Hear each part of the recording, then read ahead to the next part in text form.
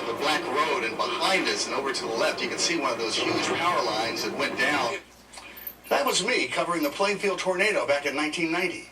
On the 25th anniversary of a natural disaster the Chicago area will never forget, I returned to see a rebuilt and thriving town. After the tornado, Plainfield boomed. Lisa Kloss shows me around the rebuilt Plainfield Central High School, a far cry from how it looked back in August of 1990. The whole roof had come down and was piled inside the gym. From the gym to the hallways to the classrooms, you can see how the 260-mile-an-hour winds destroyed the school.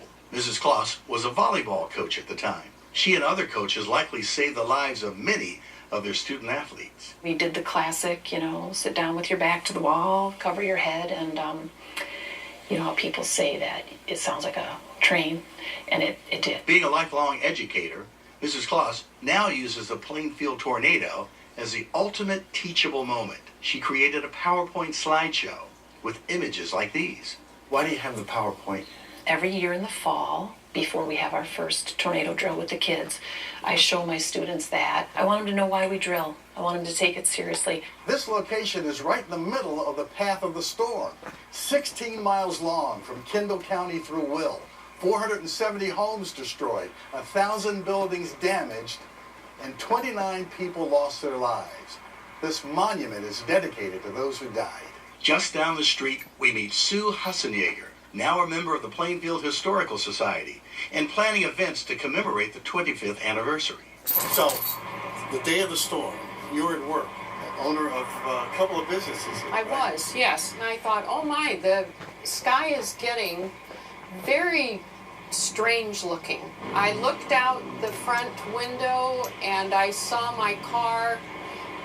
It was hovering about 4 feet off the ground. I turned from the window and everything imploded. Less than a mile away sits St. Mary's Immaculate Church, a beautiful building filled with stained glass, the Virgin Mary, and Jesus.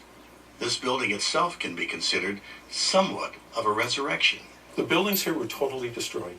Chopper 2 flew over the collapsed steeple back in 1990. Inside the sanctuary, a mess, debris everywhere, a congregation in shambles. What do you hope is remembered? People who were here remember how everybody pulled together. Having faced a day where it looked like everything was lost, new life came here. And new life in ways that people could never imagine.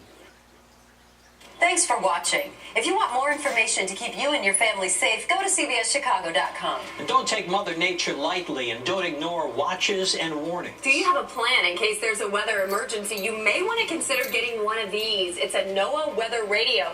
They're available at Walgreens. So, among the four of us, the equipment here in the Weather Center, the mobile weather lab, and our network of weather watchers, we've got you covered. Stay safe.